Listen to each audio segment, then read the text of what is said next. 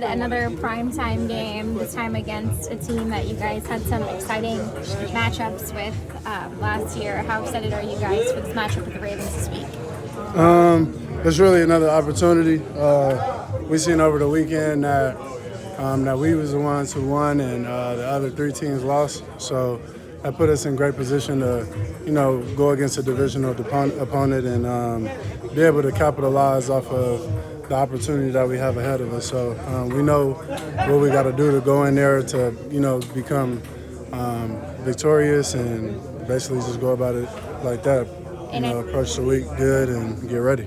Knowing kind of how their offense is set up where they want to run the ball, whether it be Lamar or Dobbins, as a running back, does this kind of like juice you up even more that it's probably going to be a game that comes down to whoever can run the ball better? Most definitely. I mean, at the end of the day, if you're running the ball effectively, you got great chance. And especially down in December and January and potentially February with teams, you definitely have great success on winning. But we definitely obviously know we got to stop the run and stop Lamar Jackson. I mean, I'm sure the defense got something cut out for him. I don't know. But as long as we're doing what we need to do on our end, we'll be good. Joe, how frustrated are you with where the running game's at? Can you pinpoint anything of why it's not good so far? I mean, it's frustrating because obviously you want the stats and things like that, but I'm definitely encouraged because if you watch the film, we just literally is one piece away or one block away, whether it's front side, back side, or, me seeing something and actually hitting it faster.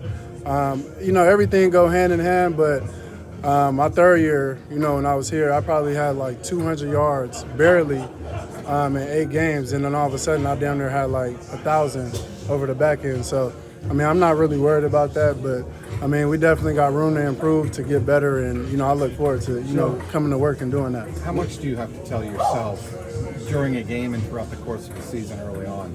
Patience. Be patient. It'll come. It'll come. I mean, at the end of the day, man, that's just the name of the game. I mean, football is a game of inches, and it go up and down through the season. So, when you on what we are, or when things are going how it is right now, you just got to stay patient. Just keep telling yourself patience is going to come. Just make sure you're in the right spot doing what you got to do, and, everything else will take care of itself, man. So, like I said, I'm definitely optimistic of, the run game getting better. I mean, like I told you, we're real close. I'm pretty much around the same status almost, I think, in the last few years, but like I said, we want to get the stats, but they're going to come when you do all the little things. So, like I said, I was going to keep approaching the week, how we always do, study film, watch film, take notes in the classroom, and obviously go out there on the field and get better. How are Do you you know feeling how physically? close it is when it's happening, Joe, or after the fact? How are you feeling physically? I feel great physically.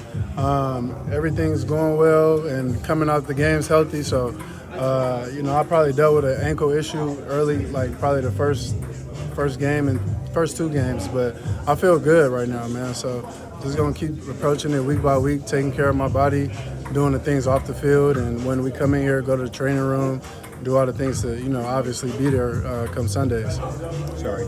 Do you know how close it is as the game's going on, or do you see that when you go back and watch the tape? Well, when you're in a game, for me, I usually, after I probably get tackled or something, I look at the Jumbotron or something, make sure I made the correct read, or making sure, or looking how the defense plays. So it's little things like that. Then obviously when you go to the sideline, you make the adjustments on what you've seen or what you didn't see. But me and the lineman and Pollock and my running back coach Justin, we all on the same page, and we're gonna keep taking the same approach, and the run game gonna hit. So, I mean, I look forward to it when it hits for sure. Though. What worked well for you in that first drive against Miami?